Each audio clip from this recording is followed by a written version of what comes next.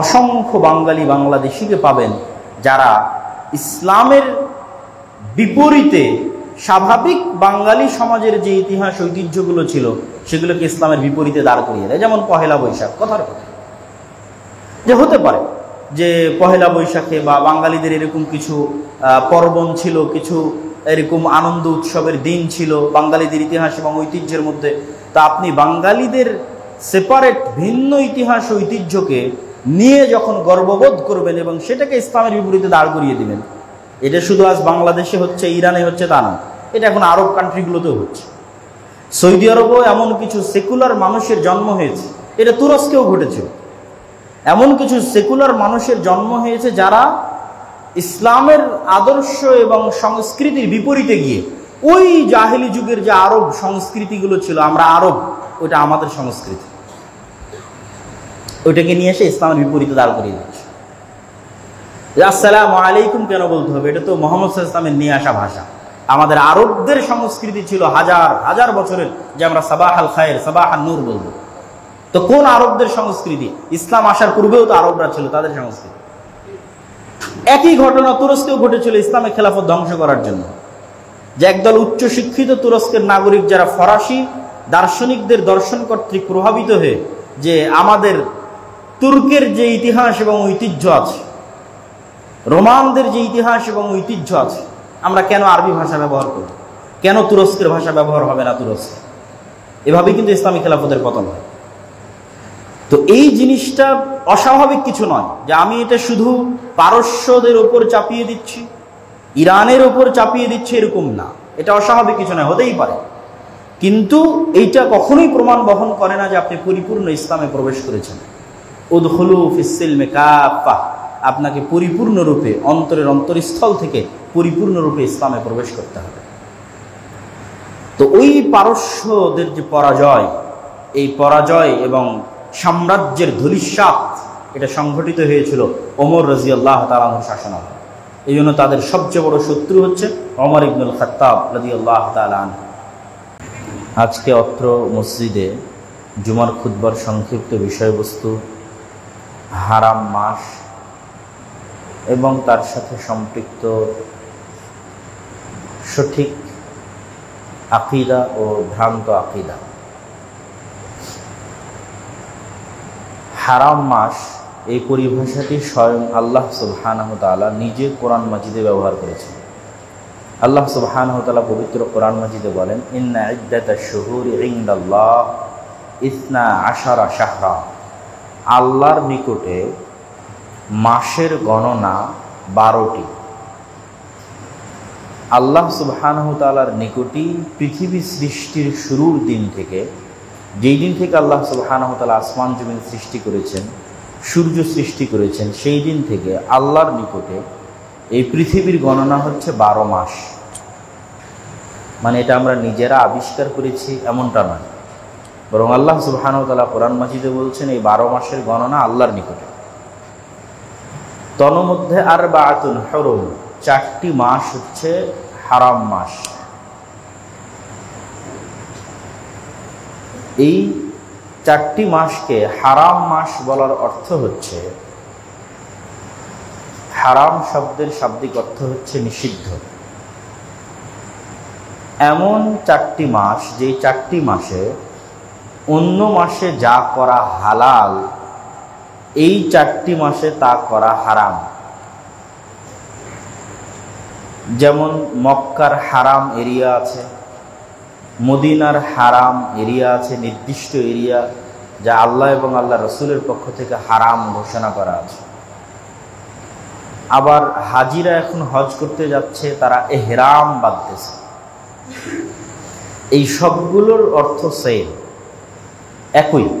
হাজিরা এহরাম বাঁধতেছে মানে তারা নিজের উপর এমন কিছু হালাল কাজ যা অন্য সময় হালাল ছিল, এহরাম বাঁধার পর তাদের উপর হারাম হয়ে যাবে, এই জন্য এটার নাম এহরাম। মক্কার হারাম এবং মদিনার হারাম এরিয়া মানে এই মক্কা এবং মদিনার এরিয়ার বাইরে এমন কিছু হালাল কাজ ছিল যা এই এরিয়াতে ঢুকলে হারাম হয়ে যাবে। ঠিক 4টি হারাম মাস মানে এই 4টি মাসের বাইরে এমন কিছু কাজ হালাল ছিল যা এই 4টি মাস আসলে হারাম হয়ে যাবে। তো এই 4টি মাসে কি হারাম হবে? 1 নম্বরে হারাম হবে যুদ্ধ বিগ্রহ। ইহরাম বাঁধলে এই যুদ্ধ বিগ্রহ অন্য সব মাসে হালাল। আর এই 4 মাসে হারাম মানে মুসলমানেরা নিজে থেকে যুদ্ধ এই 4 মাসে শুরু করতে পারবে না। তবে যদি তাদের উপর চাপিয়ে দেওয়া হয় তাহলে বাধ্যতামূলক অবস্থায় তারা কন্টিনিউ করবে। কিন্তু মুসলিম দেশ, মুসলিম কান্ট্রি, ইসলামী খেলাফা নিজে থেকে এই 4 মাসে যুদ্ধ শুরু করবে না। এই 4 মাসে যুদ্ধ বিগ্রহ হারাম, যা অন্য মাসে হালাল। হাজিরা ইহরাম করলে অন্য সময় কি হালাল আর তাদের জন্য হারাম? যেমন নিজের নখ কাটা, চুল কাটা, বিবাহের প্রস্তাব দেওয়া, স্ত্রীর সাথে সাংসারিক জীবনে যাওয়া, এই জাতীয় অসংখ্য কাজ আছে যা স্বাভাবিক জীবনে হালাল, কিন্তু ইহরামের কাপড় পরিধান করার পর তা হারাম, এই জন্য ওটা ইহরাম।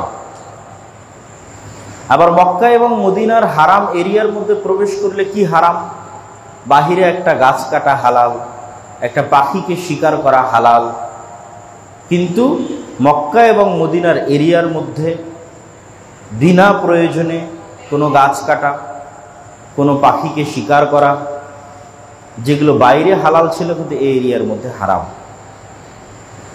এবং এই হারাম শব্দের সাথে সম্মানও যুক্ত আছে, যে এই জায়গা, এই এরিয়া, এই মাস এবং এই কাজের সম্মানে এই জিনিসগুলো হারাম।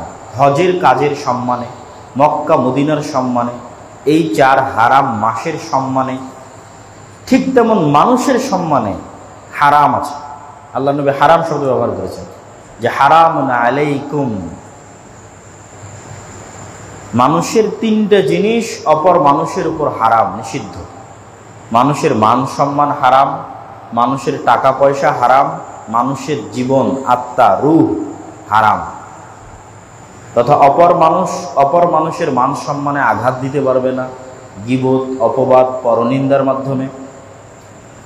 এক মানুষ আর এক মানুষের টাকা পয়সা জোরপূর্বক ছিনিয়ে নিতে পারবে না, এক মানুষ আর এক মানুষকে মারতে পারবে না, হত্যা করতে পারবে না। কেমন হারাম? রাসূল সাল্লাল্লাহু আলাইহি সাল্লাম বলছেন, এই মক্কা শহর যেমন হারাম, এই 4 মাস যেমন হারাম, তেমন হারাম।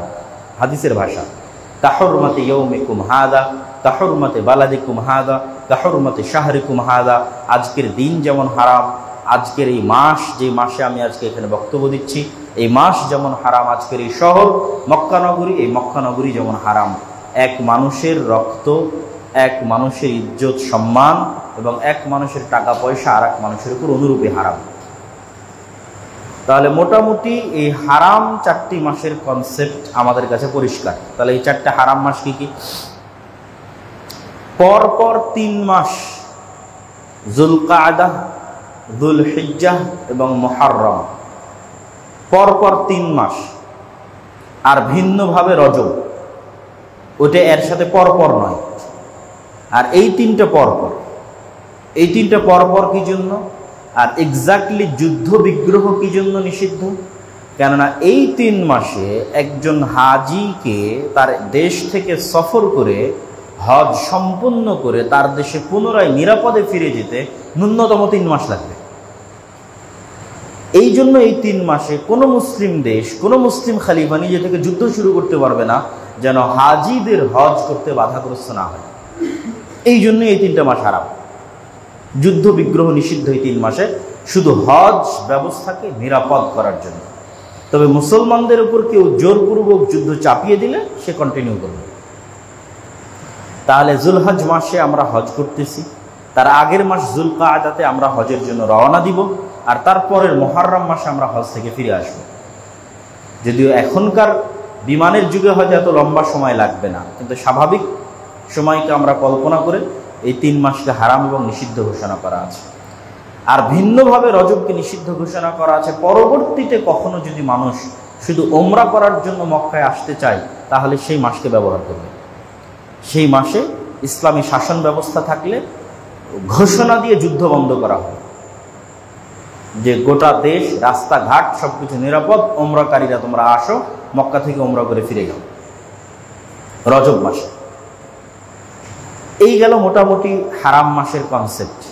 এই হারাম 4টি মাসের মর্যাদা আরও বিভিন্নভাবে আছে। তার মধ্যে যেহেতু এই পুরো 4টি মাসকে হারামি করা হয়েছে মক্কা কেন্দ্রিক, হজ কেন্দ্রিক, এবং এই হজটা আমরা সম্পূর্ণ করি জুলহজ মাসে এবং জুলহজ মাসের প্রথম 10 দিনে, এবং জুলহজ মাসের এই প্রথম 10 দিন পৃথিবীর সর্বশ্রেষ্ঠ 10 দিন, পৃথিবীর সর্বশ্রেষ্ঠ 10 রাত, রমাজানের শেষ 10 রাত। কিন্তু দিন হিসেবে রমাজানের দিনের চাইতেও শ্রেষ্ঠ দিন জুলহজ মাসের 10 দিন। দিন হিসেবে রমাজানের দিনের চাইতেও শ্রেষ্ঠ দিন জুলহজ মাসের 10 দিন। এই 10 দিনের মধ্যে সর্বশ্রেষ্ঠ দিন হচ্ছে আরাফার দিন, আর এই 10 দিনের মধ্যে সবচেয়ে মহান মর্যাদামণ্ডিত দিন হচ্ছে ঈদুল আজহার দিন। আর এই 10 দিনে পৃথিবীর সবচেয়ে বড় একটি ইবাদত বাস্তবায়ন করা হয়, সেটি হচ্ছে হজ, যা এই 10 দিনের মধ্যে বাস্তবায়ন করা হয়। এই 10 দিনের মধ্যে পৃথিবীর আরও একটি বড় ইবাদত বাস্তবায়ন করা হয়, তা হচ্ছে আল্লাহর সন্তুষ্টির জন্য কুরবানি। এই জন্য এই 10 দিন পৃথিবীর সর্বশ্রেষ্ঠ 10 দিন। রাসূলুল্লাহ সাল্লাল্লাহু আলাইহি ওয়াসাল্লাম হাদিসে বলেন, সহিহ হাদিস, মা মিন আইয়ামিন আল আমালুস সালিহু ফিহা আহাব্বু ইলাল্লাহি মিন হাযিহিল আইয়াম। আল্লাহ সুবহানাহু ওয়া তাআলার নিকটে পৃথিবীর আর অন্য কোন সময়ের আমল এতটা প্রিয় নয়, প্রত্যেক যে আমল এই জুলহজ মাসের 10 দিনে করা হয় তা আল্লাহর নিকটে যত প্রিয়।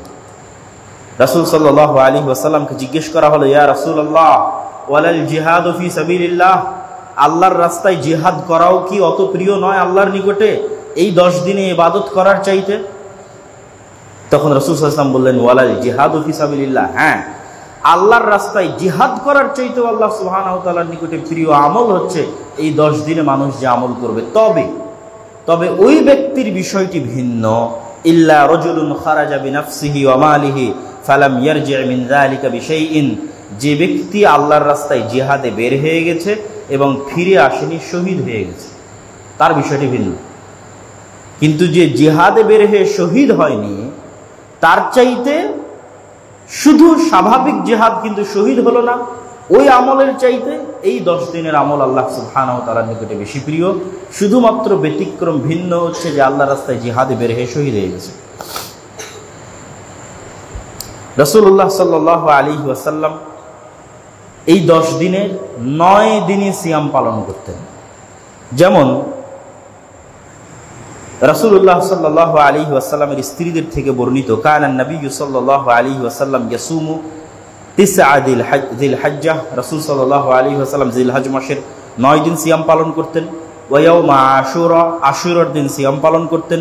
ওয়া সালাসাতু আইয়ামিন মিন কুল্লি শাহর, এবং প্রত্যেক মাসের 3 দিন সিয়াম পালন করতেন, এবং প্রত্যেক সপ্তাহে 2 দিন সিয়াম পালন করতেন, সোমবার এবং বৃহস্পতিবার। তো এই নফল সিয়ামের লিস্টে জুলহজ মাসের প্রথম 9 দিন আছে। রাসূল সাল্লাল্লাহু আলাইহি ওয়াসাল্লাম স্বাভাবিকভাবে নিয়মিত যে নফল সিয়ামগুলো পালন করতেন তার মধ্যে জুলহজ মাসের প্রথম 9 দিন আছে। আর আশুরার সিয়াম, সেটিও কিন্তু আমাদের এই 4 হারাম মাসের অন্তর্ভুক্ত। আমরা যে পরপর 3 হারাম মাস গণনা করলাম, যুলকাদা, যুলহিজ্জা, তারপর মুহররম, এই মুহররম মাসের 10 তারিখই হচ্ছে আশুরার দিন। তাহলে আশুরার সিয়ামও এই 4 হারাম মাসের অন্তর্ভুক্ত, আরাফার সিয়ামও এই 4 হারাম মাসের অন্তর্ভুক্ত, জুলহজ মাসের প্রথম 9 দিনের সিয়ামও এই হারাম মাসের অন্তর্ভুক্ত। রাসূলুল্লাহ সাল্লাল্লাহু আলাইহি ওয়াসাল্লাম আরো বলেন, মা মিন আইয়ামিন আ'যামু ইনদাল্লাহ ওয়ালা আহাব্বু ইলাইহিল আমালু ফীহিন্না মিন হাযিহিল আইয়ামিল 10। আল্লাহর নিকটে পৃথিবীর সবচেয়ে মহান এবং শ্রেষ্ঠতম দিন হচ্ছে জুলহজ মাসের প্রথম 10 দিন। আর এই জুলহজ মাসের প্রথম 10 দিনে মানুষ যে ইবাদত করে তা আল্লাহ সুবহানাহু ওয়া তাআলার নিকটে সবচেয়ে প্রিয়। তো আসলে এই 10 দিনে কিন্তু মানুষ পৃথিবীর সর্বশ্রেষ্ঠ ইবাদতটা বাস্তবায়ন করে, তা হচ্ছে হজ। তো আমরা যারা হজে যেতে পারিনি, আমরা এই 10 দিনের প্রথম 9 দিনে সিয়াম পালন করতে পারি, দান করতে পারি, তাসবিহ, তাহলিল, ইস্তিগফার, সাদাকা ইত্যাদির মাধ্যমে আমরা এই 9 দিনের গুরুত্ব বাস্তবায়ন করতে পারি। আরেকটি বিষয় আপনাদের বলে রাখি, মুসা আলাইহিস সালাতু ওয়াস সালাম তুর পাহাড়ে 40 দিন যে আল্লাহ সুবহানাহু ওয়া তাআলার ইবাদত করেছিলেন, ওই 40 দিনের শেষ 10 দিন ছিল যুলহজ মাসের প্রথম 10 দিন। মুসা আলাইহিস সালাতু ওয়াস সালামের তুর পাহাড়ে আল্লাহ সুবহানাহু ওয়া তাআলার ইবাদতের জন্য গমনের 40 দিনের শেষ 10 দিন হচ্ছে যে যুলহজ মাস আসতেছে, এই যুলহজ মাসের প্রথম 10 দিন। আর এই যুলহজ মাসের প্রথম 10 দিনের সর্বশ্রেষ্ঠ দিন কোনটা? আরাফার দিন। রাসূলুল্লাহ সাল্লাল্লাহু আলাইহি ওয়াসাল্লাম বলেন, ইয়াউম আরাফা, যে ব্যক্তি মান সামা ইয়াউম আরাফা, যে ব্যক্তি আরাফার দিন সিয়াম পালন করবে, আল্লাহ সুবহানাহু তাআলা তার অতীতের 1 বছর এবং পরবর্তী 1 বছরের গুনাহকে আল্লাহ সুবহানাহু তাআলা মাফ করে দিবেন। এবং এই গুনাহের মধ্যে ব্যাখ্যাকারগণ বলে উল্লেখ করেছেন যে সাগীরা গুনাহ অন্তর্ভুক্ত। যত নফল সিয়াম, যত ফজিলত আছে, এগুলো সবগুলো মূলত সাগীরা গুনাহের জন্য। আর কবিরা গুনাহের জন্য তওবা জরুরি, আলাদাভাবে আল্লাহ সুবহানাহু তাআলার নিকটে ওই কবিরা গুনাহের জন্য তওবা করা জরুরি, সম্পূর্ণ ভিন্নভাবে। আর স্বাভাবিক এই সিয়ামের মাধ্যমে মানুষের সাগীরা গুনাহগুলো ক্ষমা হয়ে যাবে। আল্লাহ সুবহানাহু ওয়া তাআলা আরাফার দিন যত বেশি পরিমাণ মানুষকে জাহান্নামের আগুন থেকে মুক্তি দিয়ে থাকেন, আর পৃথিবীর কোনো দিন অত বেশি পরিমাণ মানুষকে জাহান্নামের আগুন থেকে মুক্তি দিয়ে থাকেন না। এই জন্য এই 10 দিনের শ্রেষ্ঠতম দিন হচ্ছে আরাফার দিন। সম্মানিত উপস্থিতি, এই 10 দিনের সাথে এই 4 হারাম মাসের সাথে সম্পৃক্ত আরেকটি ইবাদত, যা একটু উল্লেখ করে আমরা আবার বিরতি দিয়েছি, সেটি হচ্ছে মুহররম মাসের 10 তারিখ আশুরার সিয়াম। এই মুহররম মাসের 10 তারিখের আশুরার সিয়ামের মূল কারণ হচ্ছে ফিরআউনের ডুবে যাওয়া এবং মুসা আলাইহিস সালাতু ওয়াস সালামের মুক্তি পাওয়া। এই কারণেই রাসূল সাল্লাল্লাহু আলাইহি ওয়াসাল্লাম এই দিনে সিয়াম পালন করেছেন। তিনি যখন মক্কা থেকে মদিনায় হিজরত করলেন, মদিনায় ইহুদিরা, মক্কায় ইহুদিরা থাকতো না, সব কুরাইশ মুশরিক। মদিনায় আহলুল কিতাবদের বসবাস ছিল। ইহুদিদেরকে তিনি যখন দেখলেন তারা আশুরার দিন সিয়াম পালন করছে, ইহুদিরা আজকে এই দিনকে তাদের ভাষায় বলে ইয়ম কিপ্পুর। গুগলে যদি কেউ গিয়ে সার্চ দেয় যে ইয়ম কিপ্পুর, তাহলে ওটা ওই দিন যেই দিন আশুরার দিন। তো রাসূল সাল্লাল্লাহু আলাইহি ওয়াসাল্লাম তাদের জিজ্ঞেস করলেন, তোমরা এই দিনে কিসের সিয়াম পালন করছো? তো এই দিনে আল্লাহ সুবহানাহু ওয়া তাআলা মুসা আলাইহিস সালাতু ওয়াস সালামকে মুক্তি দিয়েছিলেন ফিরআউনের কবল থেকে। তার শুকরিয়া স্বরূপ মুসা আলাইহিস সালাম সিয়াম পালন করতেন, তাই আমরা পালন করি। তো উত্তরে মুহাম্মদ সাল্লাল্লাহু আলাইহি ওয়াসাল্লাম বললেন, আমি তো এই শুকরিয়া আদায়ের আরো বেশি হকদার, আমার আরো বেশি দায়িত্ব এই দিনের শুকরিয়া আদায় করা, এই জন্য আমিও সিয়াম পালন করি। কিন্তু তাকদীরের লিখনী অনুযায়ী, ভাগ্যক্রমে রাসূল সাল্লাল্লাহু আলাইহি ওয়াসাল্লামের মৃত্যুর বহু পরে ওই দিনে রাসূল সাল্লাল্লাহু আলাইহি ওয়াসাল্লামের নাতি হুসাইন রাদিয়াল্লাহু তাআলা আনহু শহীদ হন। রাসূল সাল্লাল্লাহু আলাইহি ওয়াসাল্লামের মৃত্যুর মাধ্যমে ওহী বন্ধ হয়ে গেছে। তার মানে আল্লাহর নবীর মৃত্যুর পরের কোনো ঘটনাই শরীয়তের অন্তর্ভুক্ত হওয়ার সুযোগ নাই। তাহলে যেই ঘটনা আল্লাহর নবীর মৃত্যুর পরে সংঘটিত হয়েছে বহুদিন পরে, সেটা কোশ্চিনকালেও শরীয়তের অন্তর্ভুক্ত হতে পারে না। রাসূল সাল্লাল্লাহু আলাইহি ওয়াসাল্লাম এই দিনকে শরীয়তের অন্তর্ভুক্ত করেছেন মুসা আলাইহিস সালাতু ওয়াস সালামের মুক্তির কারণে। এবং আমাদের এটা মনে রাখতে হবে যে পৃথিবীর যে 3টি আসমানি ধর্ম আছে, এই 3টি আসমানি ধর্মের মধ্যে অনেক সিমিলারিটিজ আছে, এবং এই 3টি আসমানি কিতাবের মধ্যে অনেক সিমিলারিটিজ আছে। হয়তো বিস্তারিত তাফসিল বা ব্যাখ্যায়, সূক্ষ্ম বর্ণনায় কম বেশি হতে পারে, কিন্তু মূল সারমর্ম অনেক মিলবে। যেমন নবীদের নাম মিলবে, তাওরাতে নবীদের যে নাম আছে, ইনজিলে নবীদের যে নাম আছে, কোরআনে হুবহু নবীদের ওই নামই আছে। হয়তো হিব্রু, ইংরেজি এবং আরবির উচ্চারণের পার্থক্য আছে। আমরা হয়তো বলছি ইব্রাহিম, তারা হয়তো বলছে আব্রাহাম। আমরা বলছি দাউদ, তারা বলছে ডেভিড। আমরা বলছি ইউসুফ, তারা বলছে জোসেফ। আমরা বলছি ইসহাক, তারা বলছে আইজাক। আমরা বলছি ইয়াকুব, তারা বলছে জ্যাকব। এইরকম কিছু উচ্চারণগত পার্থক্য থাকতে পারে। মুসা, মোজেস, ঈসা, জেসাস, কিন্তু নাম এক, ব্যক্তি এক, এমনকি ঘটনার সারমর্ম এক। হয়তো ঘটনার বিস্তারিত বিবরণে পার্থক্য থাকতে পারে। নূহ আলাইহিস সালামের মহাপ্লাবনের বর্ণনা তাওরাতেও আছে, ইনজিলেও আছে, কোরআনেও আছে, বিস্তারিত বিবরণে পার্থক্য থাকতে পারে। আল্লাহ সুবহানাহু ওয়া তাআলা মানুষকে যে আদম এবং হাওয়া থেকে সৃষ্টি করেছেন, এই বর্ণনা তাওরাতেও আছে, ইনজিলেও আছে, কোরআনেও আছে। বিস্তারিত বর্ণনায় পার্থক্য থাকতে পারে, নামের উচ্চারণে পার্থক্য থাকতে পারে। হাওয়াকে তারা ইভ বলছে, উচ্চারণে পার্থক্য থাকতে পারে। ফিরআউনকে যে আল্লাহ সুবহানাহু ওয়া তাআলা ডুবিয়ে দিয়েছিলেন, এই বর্ণনা তাওরাত, ইনজিল সহ প্রত্যেক কিতাবে আছে, কোরআনেও আছে। বিস্তারিত বর্ণনায় পার্থক্য থাকতে পারে। এমনকি আজকের বিশ্বে যে 3টা আসমানি দিন আছে, তার মধ্যে মুসলমানেরা যেমন একেশ্বরবাদীতে বিশ্বাস করে, ইহুদিরাও তেমন একেশ্বরবাদীতে বিশ্বাস করে। তারাও অদৃশ্য এক আল্লাহ সুবহানাহু ওয়া তাআলার ইবাদত করে, মূর্তি তৈরি করে না। কিন্তু তারা পথভ্রষ্ট কেন? হিংসা এবং অহংকারের কারণে। আর এই জন্য আল্লাহ সুবহানাহু ওয়া তাআলা তাদেরকে অভিশপ্ত বলেছে। তথা ইবলিসের যা স্বভাব, ইহুদিদের তাই স্বভাব। ইবলিস যেমন সত্য জানতো, জানার পরও মানে না। ইহুদিরা তেমন সত্য জানে, জানার পরও স্বীকার করে না, স্বীকৃতি দেয় না। এই জন্য আল্লাহ সুবহানাহু ওয়া তাআলা খ্রিস্টানদেরকে বলেছেন তারা পথভ্রষ্ট কেন? তারা সত্য জানেই না। এই জন্য গত 1400 বছরে যত মানুষ মুসলমান হয়েছে, তার 80% মানুষ খ্রিস্টান। ভবিষ্যতে আরও যত মানুষ মুসলমান হবে, খ্রিস্টান থেকে মুসলমান হবে। আর ইহুদিদের সংখ্যা সবসময় কম থাকে, কেন? এরা ইবলিসের মতো অহংকারের কারণে সত্যটা গ্রহণ করতে পারে না। তাদের অহংকার হচ্ছে তারা ইসাক ইয়াকুবের সন্তান, ইব্রাহিমের সন্তান। তারা চোজেন বাই দ্য গড, আল্লাহ সুবহানাহু ওয়া তাআলা কর্তৃক বাছাইকৃত। তারা আল্লাহর পুত্র, নাউজুবিল্লাহ। এই জন্য তারা সকল মানুষকে হত্যা করতে পারবে, সকল মানুষের স্ত্রী তাদের জন্য হালাল, নাউজুবিল্লাহ। তো এখন মুহাম্মদ সাল্লাল্লাহু আলাইহি ওয়াসাল্লামও তো মক্কা থেকে দাবি করতেছে আমিও ইব্রাহিমের সন্তান। তুমি যে ইব্রাহিমের সন্তান হিসেবে গর্ববোধ করছো, অহংকার করছো, অহংকারে ফেটে পড়তেছো, আমি মুহাম্মদ ইব্রাহিমের সন্তান। এই জিনিসটাই তাদের সহ্য নয়, যে আমি যে সম্মান মর্যাদার দাবিদার, এই সম্মান মর্যাদার দাবিদার আরেকজন হবে, বংশগতভাবে ব্লাডলি, রক্তগত কানেক্টেড আরেকজন মক্কা থেকে দাঁড়িয়ে বলবো আমিও ইব্রাহিমের সন্তান। এই জন্য এই জিনিসটা তারা চেপে রাখতে চায়, যে আমরা যে মিল্লাতে ইব্রাহিমের অনুসারী, এটা চেপে রাখতে চাই। আপনি যে কোনো ইহুদিকে যদি জিজ্ঞেস করেন কাবা ঘর কে তৈরি করেছে, তারা বলবে মুহাম্মদ সাল্লাল্লাহু আলাইহি ওয়াসাল্লাম তৈরি করেছে। অথচ কাবা ঘর কে তৈরি করেছে? ইব্রাহিম আলাইহিস সালাম তৈরি করেছে। আমরা হজ করতে গিয়ে যত ইবাদত করছি, একটা ইবাদত তো মুহাম্মদ সাল্লাল্লাহু আলাইহি ওয়াসাল্লামের সুন্নাত নয়, সব ইব্রাহিম আলাইহিস সালামের সুন্নাত। সাফা এবং মারওয়ায় মুহাম্মদ সাল্লাল্লাহু আলাইহি ওয়াসাল্লাম দৌড়াননি, ইব্রাহিম আলাইহিস সালামের স্ত্রী দৌড়িয়েছেন, তাই মুহাম্মদ সাল্লাল্লাহু আলাইহি ওয়াসাল্লাম দৌড়িয়েছেন। কাবা ঘর ইব্রাহিম আলাইহিস সালাম তৈরি করেছেন। মিনাতে ইব্রাহিম আলাইহিস সালাম পাথর নিক্ষেপ করেছেন, তাই মুহাম্মদ সাল্লাল্লাহু আলাইহি ওয়াসাল্লাম পাথর নিক্ষেপ করেছেন। পুরো হজ কেন্দ্রিক যা হচ্ছে সব ইব্রাহিম আলাইহিস সালামের সুন্নাত। এই জন্য আমরা হচ্ছে মিল্লাতে ইব্রাহিমের প্রকৃত দাবিদার। সম্মানিত উপস্থিতি, তো আমরা যে বিষয়টা আলোচনা করছিলাম, যে এই জন্যই মুসা আলাইহিস সালাতু ওয়াস সালামের মুক্তিতে মুহাম্মদ সাল্লাল্লাহু আলাইহি ওয়াসাল্লাম নিজেকে দাবি করলেন যে আমি বেশি হকদার এই দিনে সিয়াম পালন করার এবং আল্লাহর শুকরিয়া আদায় করার।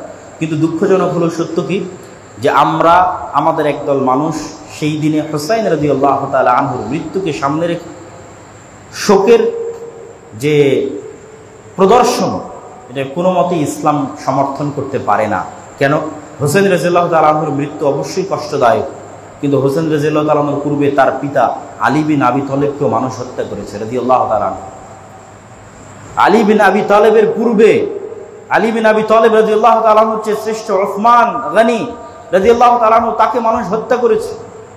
ওসমান গনির পূর্বে তার চেয়ে শ্রেষ্ঠ ওমর ইবনুল খাত্তাব রাদিয়াল্লাহু তাআলা আনহু, তাকে মানুষ হত্যা করেছে। তাহলে ওমর ইবনুল খাত্তাবের মৃত্যুতে শোক পালন করলাম না, ওসমান গনির মৃত্যুতে শোক পালন করলাম না, আলী বিন আবি তালেবের মৃত্যুতে শোক পালন করলাম না, তাহলে হুসাইন রাদিয়াল্লাহু তাআলা আনহুর মৃত্যুতে কেন শোক পালন করব? এটা হচ্ছে মাত্রাতিরিক্ত ভালোবাসা প্রদর্শন। এবং আলে বাইতকে এই ভালোবাসা প্রদর্শনের হাতিয়ার হিসেবে ব্যবহার করা হয়। আলে বাইত কারা? আমরা কি আলে বাইতকে ভালোবাসি না? অবশ্যই ভালোবাসি। আল্লাহুম্মা সাল্লি আলা মুহাম্মাদিন ওয়া আলা আলি মুহাম্মাদ কামা সাল্লাইতা আলা ইব্রাহিম ওয়া আলা আলি ইব্রাহিম ইন্নাকা হামিদুম মাজিদ।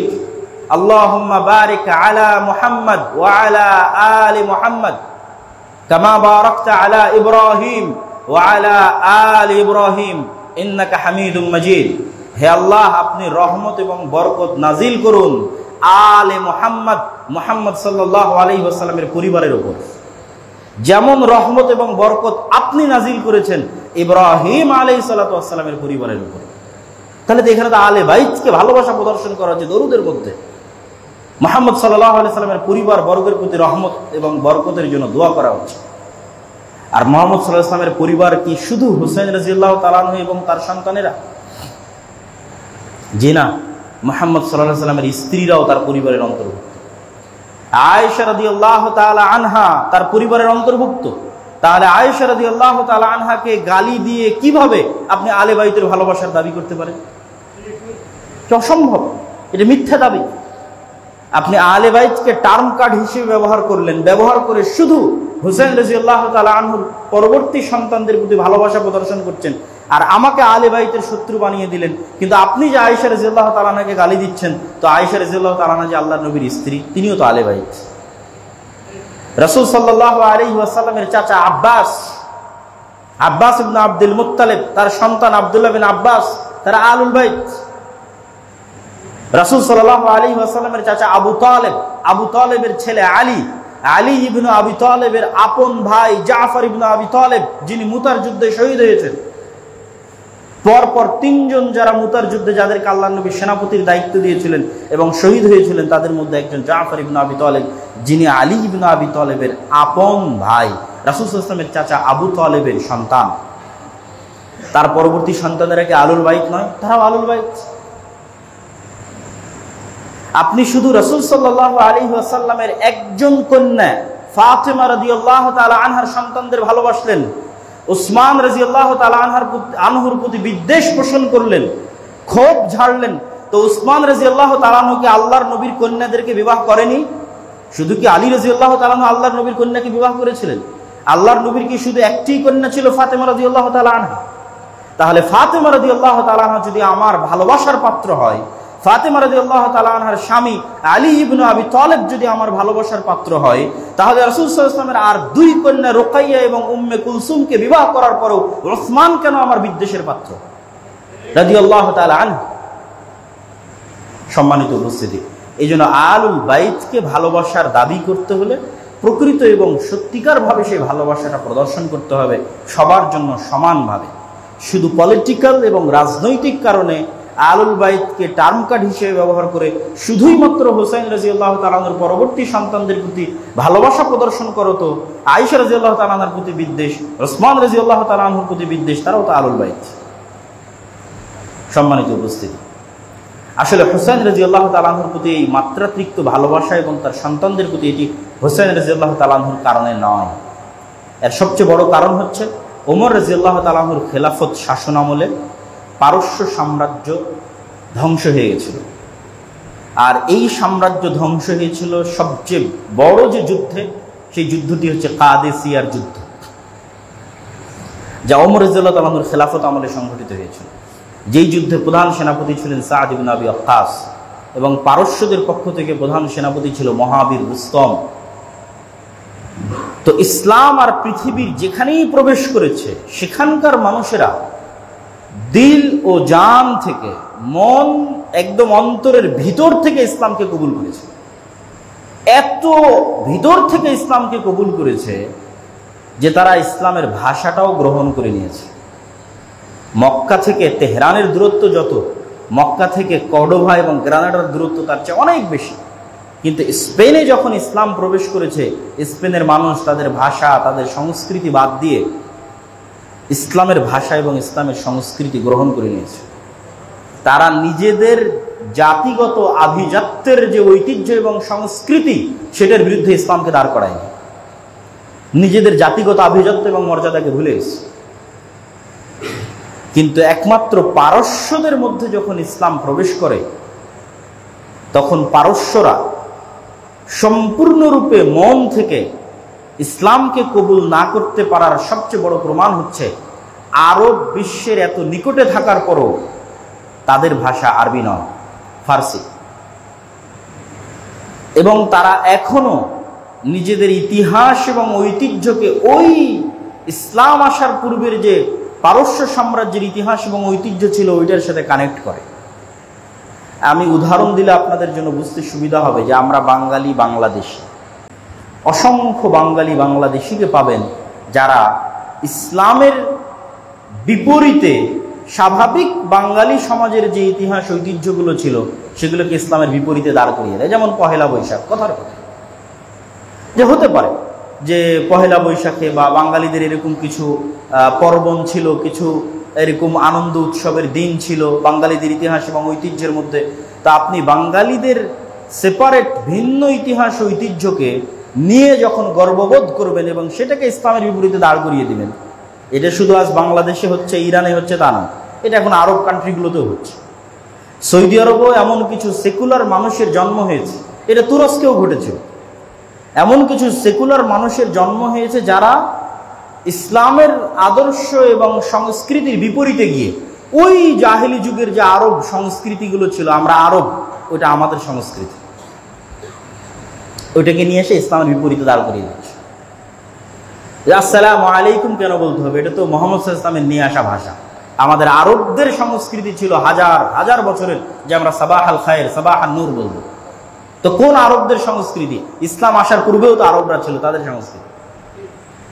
একই ঘটনা তুরস্কেও ঘটেছিল ইসলামের খেলাফত ধ্বংস করার জন্য, যে একদল উচ্চ শিক্ষিত তুরস্কের নাগরিক যারা ফরাসি দার্শনিকদের দর্শন কর্তৃক প্রভাবিত হয়ে যে আমাদের তুর্কের যে ইতিহাস এবং ঐতিহ্য আছে, রোমানদের যে ইতিহাস এবং ঐতিহ্য আছে, আমরা কেন আরবি ভাষা ব্যবহার করব, কেন তুরস্কের ভাষা ব্যবহার হবে না তুরস্কে?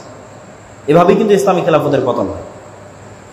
তো এই জিনিসটা অস্বাভাবিক কিছু নয় যে আমি এটা শুধু পারস্যদের ওপর চাপিয়ে দিচ্ছি, ইরানের ওপর চাপিয়ে দিচ্ছি, এরকম না।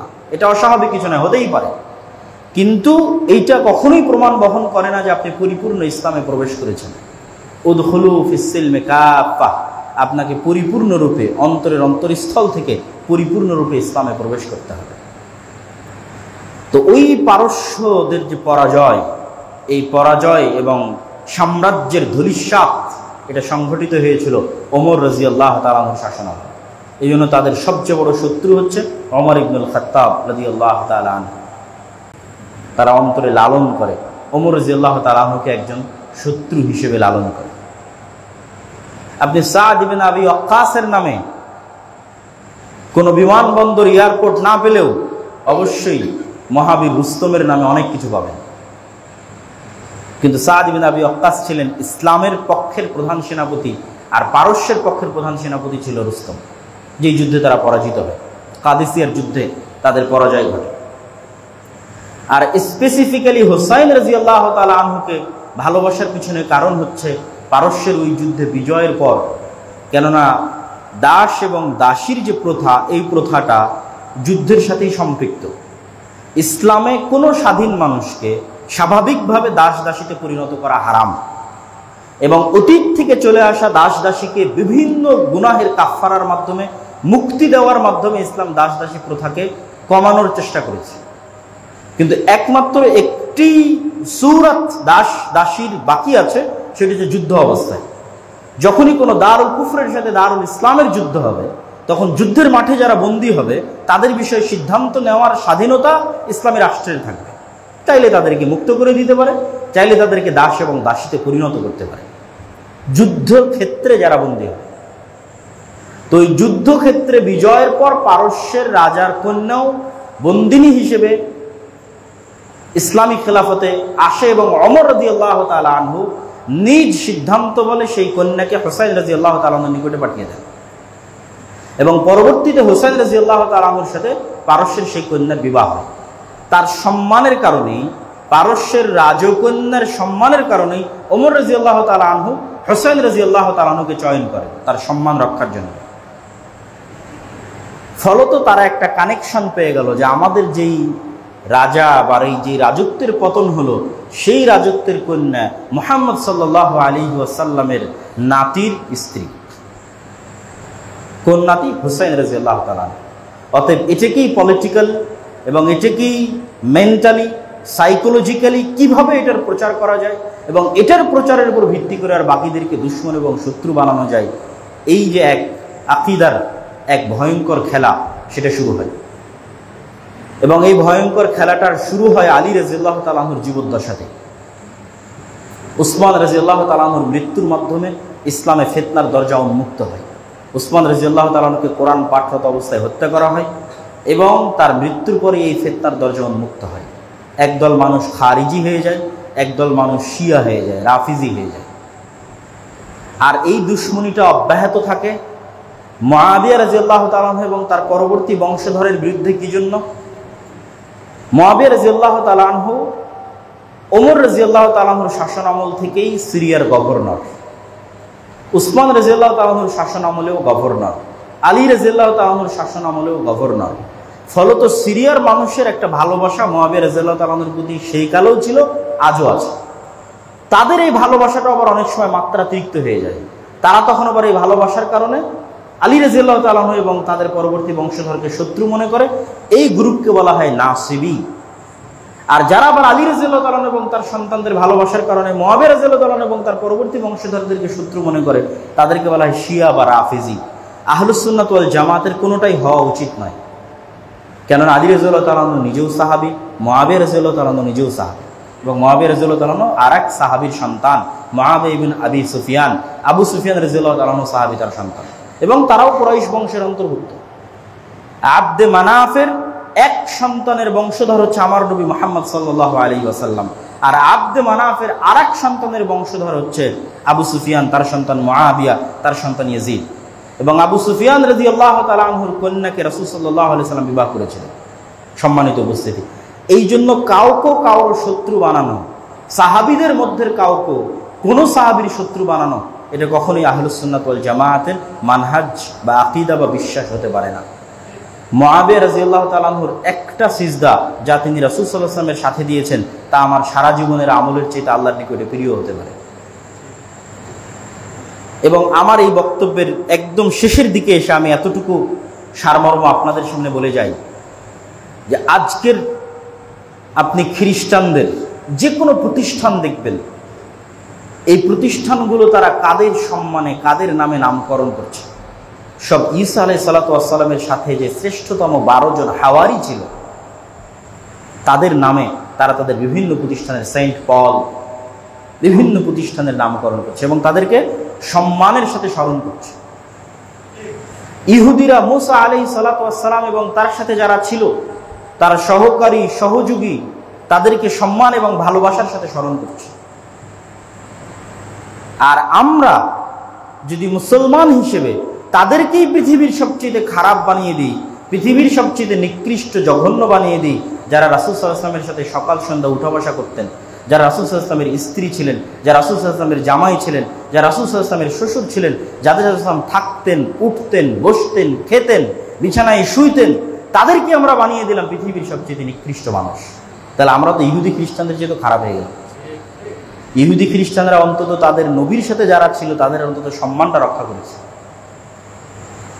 আর যেখানে রাসূল সাল্লাল্লাহু আলাইহি ওয়াসাল্লাম যখনই কোনো হাদিস বলেন, পৃথিবীর যে কোনো হাদিস আপনি খুলে দেখবেন, যে কোনো ঘটনা রাসূল সাল্লাল্লাহু আলাইহি ওয়াসাল্লাম বর্ণনা করছে হাদিসের পাতায়, যে কোনো ঘটনা, তাহলে ওর সাথে দুইজনের নাম থাকবে। যেমন এমনি একটা ঘটনা যে আল্লাহর নবী ওখানে যাচ্ছেন, আল্লাহর নবী আজ এখানে আসলেন, আল্লাহর নবী আজ ওখানে খেতে গেলেন, আল্লাহর নবী আজ ওখানে বসলেন, তো তার সাথে আর দুইজনের নাম থাকবে, দাখালা মুহাম্মদ ও আবু বকর ও ওমর রাদিয়াল্লাহু তাআলা আনহু। আজ আমার বাড়িতে আল্লাহর নবী, আবু বকর এবং ওমর এসেছিলেন। যে কোনো হাদিসের পৃষ্ঠার পর পৃষ্ঠা আপনি পড়তে থাকবেন, তো রাসূল সাল্লাল্লাহু আলাইহি ওয়াসাল্লামের সাথে কখনোই এরকম পাবেন না যখন তারা দুইজন নাই।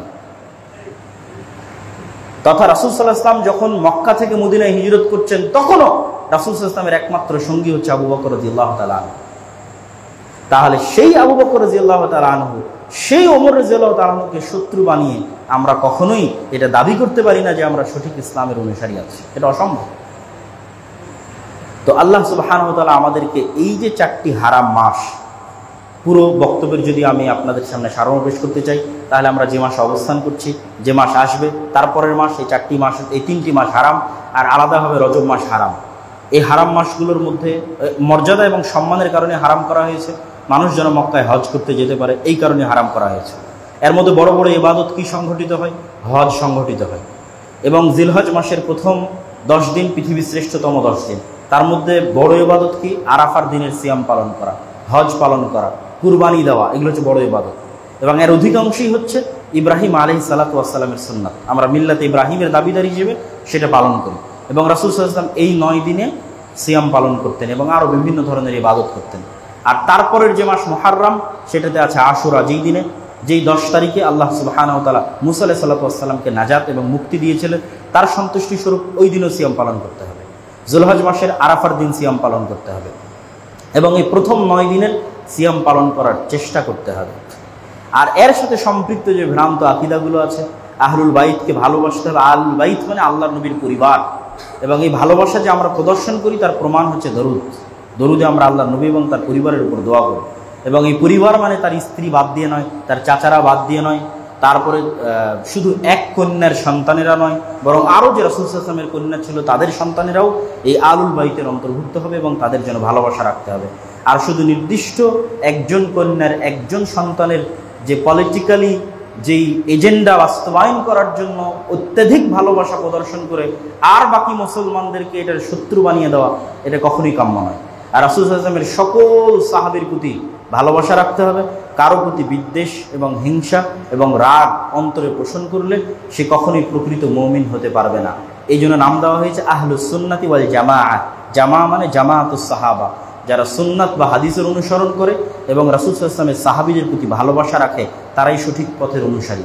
যেমন ইহুদিরা তাদের নবী মুসা আলাইহিস সালাতু ওয়াস সালামের সঙ্গী সাথীদের প্রতি ভালোবাসা রাখে, খ্রিস্টানরা যেমন তাদের নবী ঈসা আলাইহিস সালাম এবং তার সঙ্গী সাথীদের প্রতি ভালোবাসা রাখে। প্রকৃত মুসলিম সেই যে মুহাম্মদ সাল্লাল্লাহু আলাইহি ওয়াসাল্লাম এবং তার সাথে 24 ঘন্টা সকাল সন্ধ্যা বসবাসকারী আবু বকর, ওমর, ওসমান, আলী রাদিয়াল্লাহু তাআলা আনহুম আজমাইন এবং মুআবিয়া, আবু সুফিয়ান রাদিয়াল্লাহু তাআলা আনহুম আজমাইন এবং তাদের বংশধর এবং আরও যারা সাহাবী আছে তাদের সকলের প্রতি ভালোবাসা প্রদর্শন করে, তারাই প্রকৃত মুসলিম। আর এদের কারো প্রতি পলিটিক্যাল কারণে, পলিটিক্যাল কোনো এজেন্ডা বাস্তবায়ন করার কারণে বিদ্বেষ পোষণ করা কখনোই সঠিক আকীদা এবং সঠিক আমলের অংশ হতে পারে না, প্রকৃত মুসলিমের পরিচয়ের অংশ হতে পারে না। আল্লাহ সুবহানাহু ওয়া তাআলা আমাদেরকে আজকের আলোচনা থেকে সঠিকটা বুঝার, আমল করার এবং পালন করার তৌফিক দান করুক। আল্লাহুম্মা আমিন।